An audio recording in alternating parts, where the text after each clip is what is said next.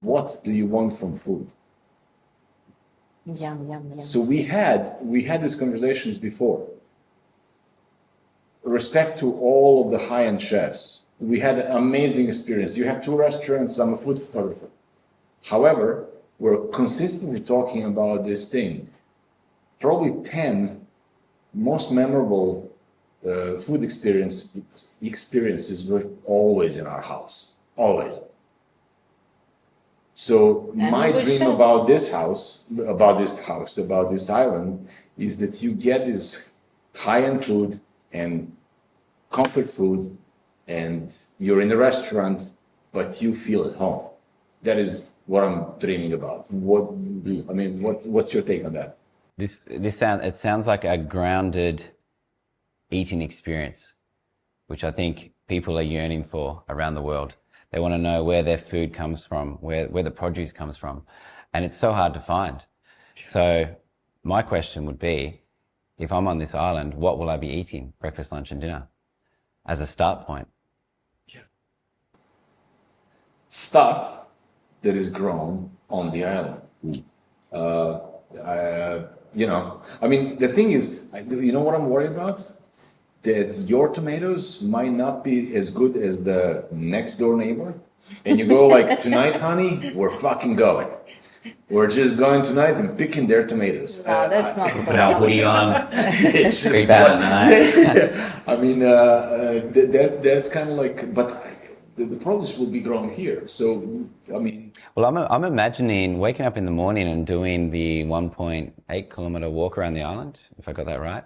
But also, I envision seeing exactly what's going to be on my plate later in the day. That's incredible. How many places in the world can you take a walk and see this incredible produce, look at the ocean, see some fish jumping out of the water, knowing that my body will be nourished later in the evening from what I see on this property without pesticides and a clean ocean. At the top of my head, I can't think of too many places where you can do that unless it's your own backyard. This is the magic that I imagine. We don't even need to see the fish jumping out of the water because we will be growing not fish, but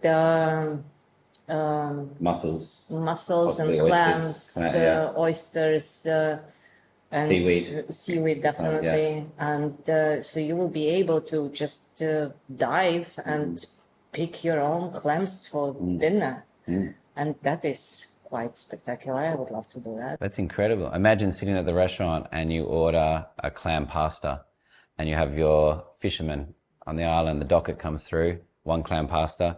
He dives in the ocean, in the mangroves, comes up with the clams, cooks. 20 minutes later, it's on your plate.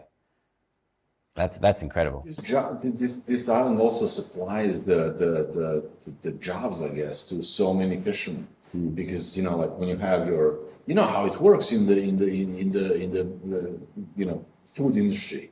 You have your first pick if you have people that So all these fishermen and all that will make connections to these guys, and they will come here and they know that if you have a fish, we'll probably buy it. So having this whole community of people around the island involved into the island, because that is the key here, really, to involve the communities around us and to evolve into the bottom line, feeding the island with the right food. We're also thinking of making those. Maybe it's a romantic idea, but I really can see it. Those floating markets, when once a week the people from Flores are welcome to come and sell their produce, like honey. Flores has amazing honey and palm sugar and coffee and some other things, and we're gonna put those bamboo floats in the water, and people can take their kayaks or stand-up paddles and just paddle by those people, the vendors, and so that can be a lot of fun. And our the theater restaurant is the place where theater restaurant is the restaurant that changes the environment all the time. So that is the perfect example of how this theater restaurant will work. Once a week or once in 2 weeks, we're going to organize this big market of people coming in to the island, and the restaurant will be right there. All these boats will pull up, and you're literally going to see the fishermen that you're buying the fish from. So there's so much we can do. Yeah, I think the involvement of the local communities, you mentioned fishermen, but I'm sure there's, perhaps on the mainland, there is certain livestock available as well. Yeah. And building that relationship, the R.O.C.S Island relationship with these communities and these farmers, that's incredible. I mean, that's how humans used to live many thousands of years ago. It's so rare to find now. Another thing is the staff village, and we haven't touched that subject yet, but it is very important, as we all know. And I mean, we have boats, and we know that if the crew on the boat is not happy, you can forget the boat. Doesn't matter how beautiful it is, but that's not going to work. So the crew on the island will be happy. I was going to say has to be happy, but will be happy. And that's why the staff village is it's not just another just simple accommodation for the staff, the way it's normally done in the hotels, something basic, something very simple, something very economical. We are going the other way around, and we are building this actual village, which will have its rooms, cafes, and shops, and Ibu will be cooking the best nasi goreng, and another Ibu cooking chapchai, and people are gonna come to experience that kind of life, and that is connecting, not just connecting is connecting is the word that keeps coming up, and so connecting to the local communities is such a cliche at the moment, and as is sustainability or zero waste, and we really don't want to go into those words which have been so much overused, but we are actually doing that. Yeah. And yeah. So talking about food, for a long time in my life, I was imagining myself growing old and sitting at the end of this long table with all my family, where my son and his wife and his kids are going to be, and my husband and his sister and her family and his parents and our daughter, who will be also grown up at some point. Oh my God, that's a scary thought. But anyway, I was imagining myself being there at this table with all these people that I love, and just feeling happy. And this is what meals are about. Meals are, connecting people and bringing people together. And this image in my head is still very strong. And this is exactly what I hope is going to happen on this island. And R.O.C.S, the name, it's abbreviation of Reunion of Conscious Spirits. And it's almost like what's happening now with us.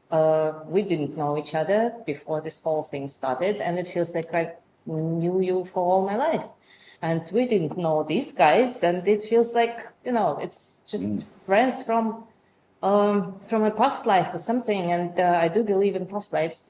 And so I really hope that this island will be full of those moments when people are reconnecting with their friends and their families, and they're having those incredible memories that are going to stay with them for the rest of their lives, that are going to shape the future of their children, that are going to create traditions which they're going to cherish and which they're going to keep up year after year. And a Thursday on R.O.C.S, the best clam dinner ever, or a breakfast on R.O.C.S, or whatever on R.O.C.S, any meal on R.O.C.S. This is what I really hope is going to happen. And not just meals, but the whole life of it.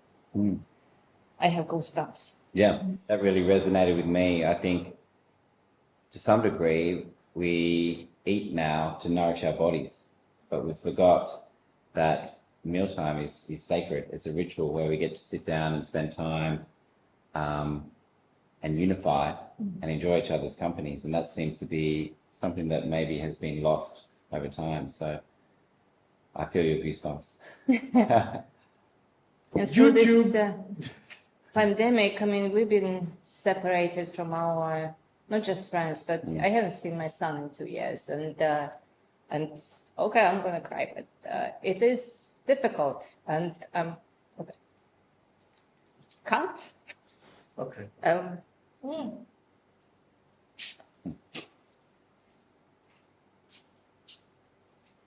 we'll, One thing yes. I want to talk about and end it with this about food. Vineyard. So I kind of feel partially responsible because this vineyard came about when we were doing the first video.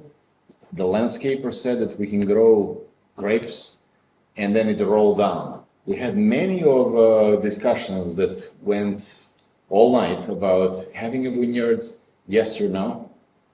And I went from yes to no to maybe, because it's the most romantic thing that you can do ever. Have your own wine. Your background is sommelier. So where are we with this stuff, man? Yeah, so it was interesting when I heard about this vineyard on R.O.C.S Island. I was like, well, it's not possible to make a decent quality wine in this climate. And then I dug a little deeper. I spoke to some winemaking friends, and it's a challenge, but I think it's thinking outside the box and not, there's a way to do everything as we're aware with this project in general. So doing some digging, the problem with a vineyard in a tropical climate is that the grapes ripen to an extremely high level. So the sugar content is very high.